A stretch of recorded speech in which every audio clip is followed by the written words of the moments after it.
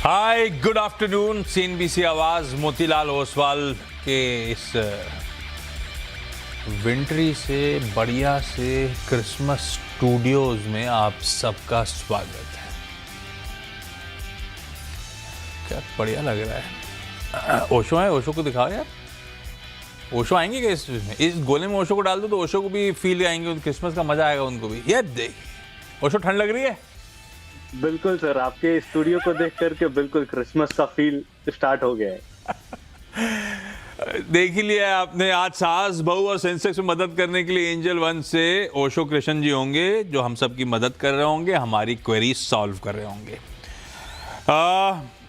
मत हटाइए स्क्रीन को, बढ़िया दिख रही है। ओशो की जगह अब जरा वो दोनों विकल्प दिखा दीजिए रीच आउट करने वाले हम तक। एक वो व्हाट्सएप नंबर 7045220000 और दूसरा हमारा वो ईमेल आईडी सास बहू और सेंसेक्स @nw18.com। इन पे आप रीच आउट करिए। हमारी टीम्स आपसे कांटेक्ट करती रहेंगी और किसी दिन ओशो जैसे बढ़िया से बाजार के एक्सपर्ट आपकी क्वेरी सॉल्व करने में मदद कर रहे होंगे। इसी पे ऑन द शो दिखाइए डॉक्टर साहब। ये नहीं पॉसिबल हो रहा डॉक्टर साहब से। अच्छा, वापस आऊँगा इस लुक पे। पहले रहिए ऑन द शो, बड़ी स्क्रीन पे लेकर आता हूँ। जो स्टॉक क्वेरीज आई हैं, कोशिश होगी इनमें से ज़्यादा क्वेरीज आज इस आधे घंटे में बातचीत हो जाए। Adani, Vodafone idea, Indian overseas bank, Mankind, D mart और क्रॉम्पटन। पहले क्विकली मार्केट दिखा देता हूँ, ठीक है? कुछ नहीं, अब हॉलीडे वाला मूड है। संस्थागत निवेशकों का पार्टिसिपेशन, खास तौर पर विदेशी संस्थागत निवेशकों का पार्टिसिपेशन थोड़ा सा ठंडा है।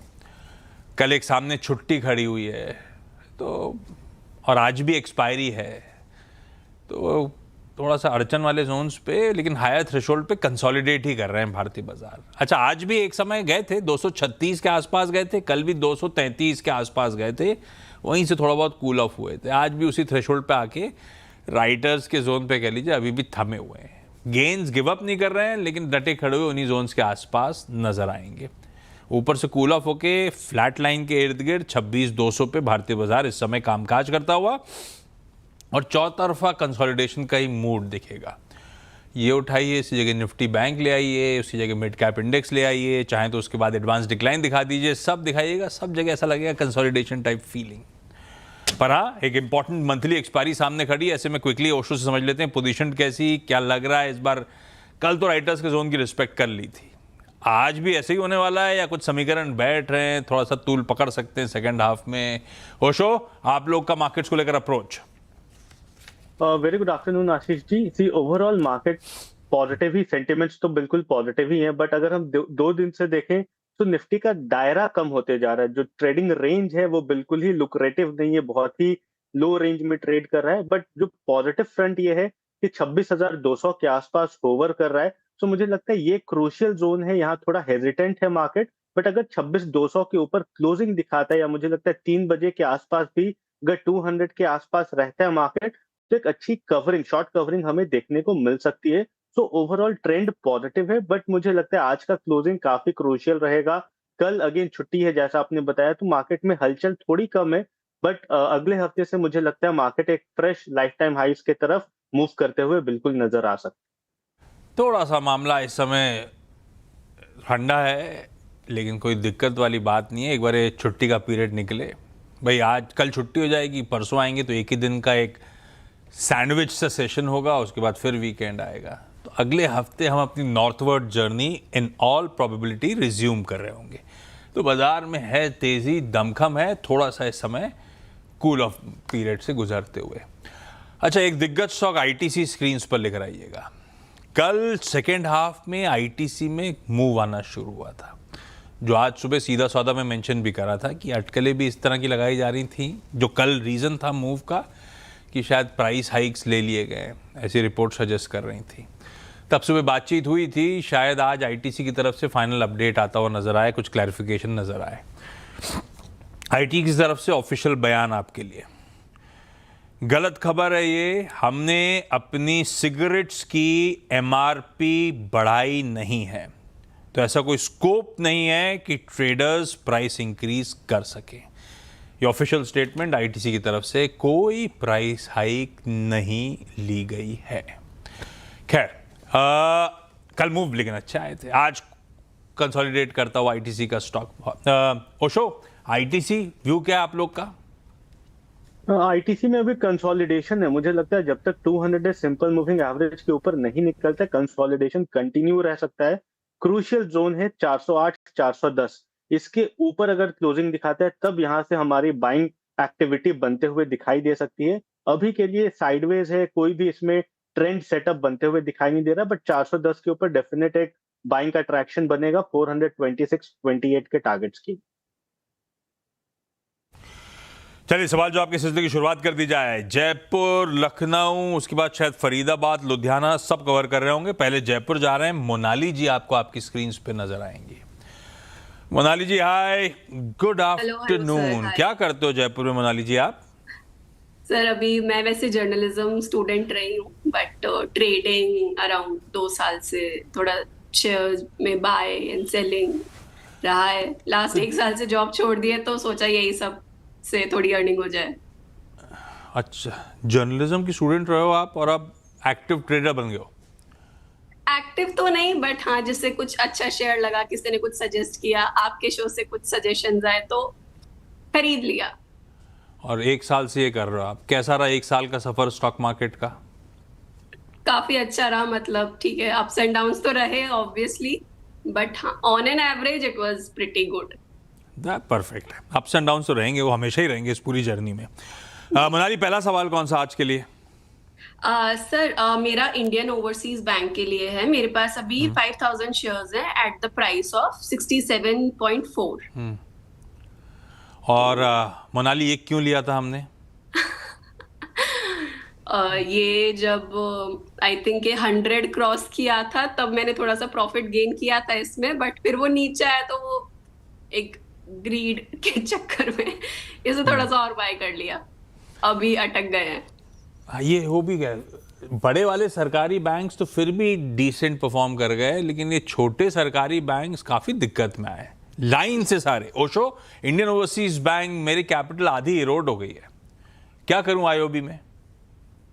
ओवरऑल ट्रेंड तो काफी वीक है, एंड इससे बेहतर है कि बाकी सारे बैंकिंग फर्म में एक आपको अच्छा ट्रैक्शन बनते हुए दिखाई दे देगा। इंडियन ओवरसीज करंट लेवल्स पे एग्जिट की सलाह नहीं है, बिकॉज नियरली 32-30 का जोन है इसका सपोर्ट का। सो इस लेवल पे एग्जिट नहीं बोल सकते हैं, बट अगर 30 के नीचे जाते हैं तो डेफिनेट एग्जिट कर दीजिएगा आप। हायर लेवल पे जो पहला रेजिस्टेंस है वो नियरली 41 का है, तो ये क्रूशियल जोन है। 30 से 41 का एक क्रूशियल जोन है। इससे ब्रेकआउट करने के बाद ही हमें थोड़ा डायरेक्शनल व्यू मिल सकता है, तो तब तक के लिए होल्ड करिए, बट 30 रुपीज का स्ट्रिक्ट स्टॉप लॉस मेंटेन करिए। एंड इससे स्विच भी आप कर सकते हैं। बाकी सारे पीएसयू फर्म्स में, पीएसयू बैंक्स में काफी अच्छे ट्रैक्शन है, तो आप उसमें स्विच कर सकते हैं। फेडरल बैंक, कैनरा बैंक, ये दोनों ही काफी अच्छा, दोनों बैंक आउट परफॉर्म कर सकते हैं। तो आसान शब्दों में निकल जाऊं इस स्टॉक में, वेट करने का कोई फायदा नहीं है। जो आप बेहतर बैंक्स बता रहे हो उस पे ये पैसे को मूव कर लूं, उससे लॉसेस की भरपाई ज्यादा इजी और ज्यादा बेहतर हो सकती है, ऐसा? तकनीकी रूप पे यस, बट इतना फॉल के बाद मुझे लगता है सपोर्ट पे, इसलिए अभी एग्जिट की सलाह नहीं है। बट अगर 30 के नीचे जाते हैं तो डेफिनेट एग्जिट करके स्विच कर लीजिए। नजर रखिएगा मोनाली आप, और ये आइडिया ठीक है, बेहतर पेडिग्री के बैंक्स की तरफ मूव करना अपने पैसे को। मोनाली के बाद जाया जाए सोनाली जी के पास।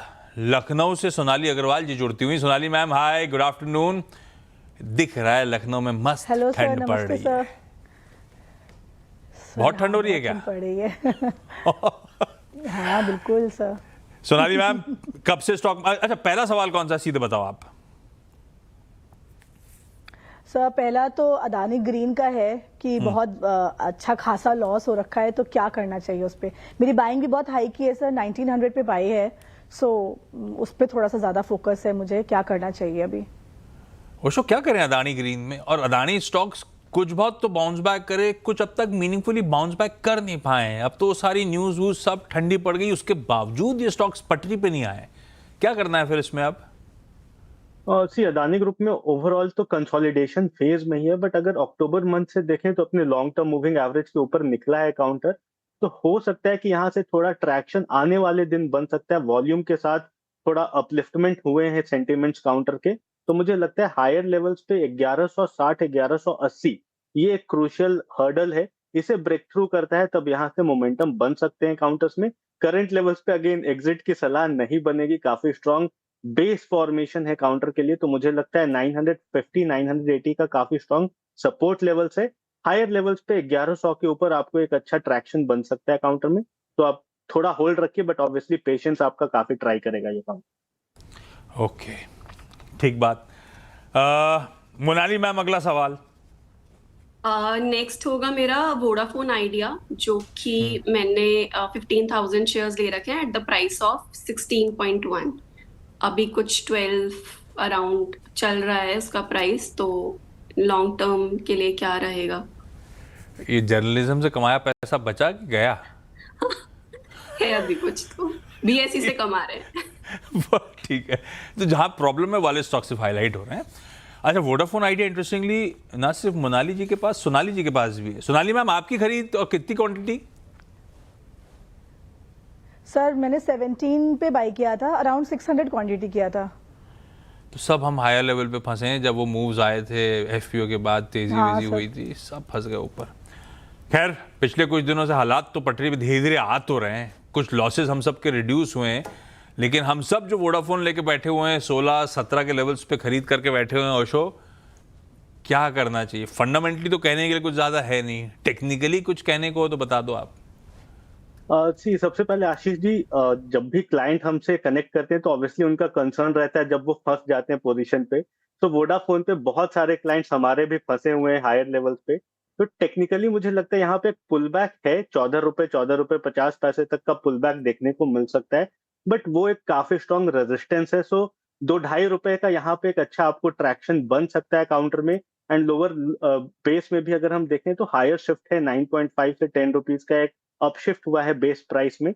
तो 14 रुपए तक के लिए आप बिल्कुल अपने पोजीशन को होल्ड करके रखिए। वहां पे वापस रिव्यू करना पड़ेगा कि अगर वहां से ब्रेक थ्रू आता है या फिर अपने प्रॉफिट्स या अपने लॉसेस को हायर लेवल्स पे ट्रेल करने की सलाह बनेगी। करेंटली 10 रुपए के स्टॉप लॉस से होल्ड करने की सलाह है, 14 रुपए का टारगेट इसमें शॉर्ट टर्म में बनते हुए दिखाई दे सकता। चलिए, थोड़ा बहुत और लॉसेस मिनिमाइज हो रहे होंगे। अच्छा, बहुत देर से ट्राई कर रही है पीसीआर टीम, बात हो नहीं पा रही है, तो मैं सवाल ही पूछ देता हूँ। फरीदाबाद से प्रिया भारती का सवाल था। एवेन्यू सुपरमार्ट डीमार्ट के 2 लॉट्स ले रखे हैं, दिसंबर फ्यूचर 4127, 4127 की खरीद, और डीमार्ट के लॉट क्यों लॉन्ग किए थे? ये तो गिर ही चले जा रहा है स्टॉक। ओशो, मामला गड़बड़ा गया है, जहां निकल जा। कितने पे चल रहा है? 3818 पे। क्या करना है? डीमार्ट देखा आपने? ऑफ लेट बिल्कुल ठंडा पड़ता जा रहा है स्टॉक। यस, काउंटर में कोई भी ट्रैक्शन नहीं, अपने शॉर्ट टर्म मूविंग एवरेज से भी नीचे प्लंज ही कर रहा है काउंटर। तो करंट लेवल्स पे तो कोई सलाह बाई की है नहीं, बट अगर पोजीशन ऑलरेडी बना हुआ है तो मुझे लगता है कि दिसंबर मंथ के कॉन्ट्रैक्ट में एग्जिट कर लीजिए। वापस से हमें ट्रैक्शन इसमें बनते हुए दिखाई देगा जब ये 4100 के ऊपर निकलेगा, तो तब तक के लिए कोई भी एंट्री डीमार्ट पे बनते हुए दिखाई नहीं देगी। चलिए भाई, इस नोट पर मोनाली जी, सोनाली जी, आप दोनों का धन्यवाद जुड़ने के लिए। ओशो, आप बने रहो, ब्रेक के उस पार आपसे वो आज की एसबीएस स्टॉक पिक भी लेनी है, तो उसके लिए थोड़ा सा इंतज़ार करिए आप लोग। फिर नीचे कैस्ट्रॉल इंडिया की न्यूज़, कैस्ट्रॉल इंडिया नहीं, दरअसल कैस्ट्रॉल ग्लोबल की न्यूज़ चल रही थी। एक बड़ा रिस्ट्रक्चरिंग एक्सरसाइज जिसमें बीपी अपना 65% हिस्सा बेचने की तैयारी कर रहा है, और उसी की इंडियन आर्म इस समय फोकस में आती हुई। बहुत आमतौर पे बड़ा ठंडा स्टॉक 4.5% की मजबूती के साथ अब इस न्यूज़ पे एकदम से उछाल दिखाता हुआ। ओशो, एक बार कैस्ट्रॉल मैप करें क्या? यस, कैस्ट्रॉल सही बोल रहे हैं आप। आज काफी स्ट्रांग मूवमेंट है, वॉल्यूम के साथ अच्छा ट्रैक्शन दिखाई दे रहा है।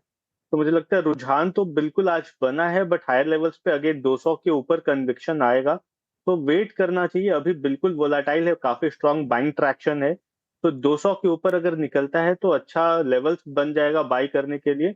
नेक्स्ट हर्डल है इसका 206 के आसपास, तो 200 से 206 का एक अच्छा जोन है, बाई बन सकता है 200 के ऊपर, 206 207 के टारगेट्स की। ओके, और इस डील की सारी डिटेल्स नीचे टिकर टीम चला रही है आपके लिए। अब एसबीएस स्टॉक पिक की बारी। डायरेक्टर साहब जरा स्टिंग प्ले आउट करिएगा। ओशो, इस समय आपके रडार पे कौन सा एक बढ़िया आइडिया?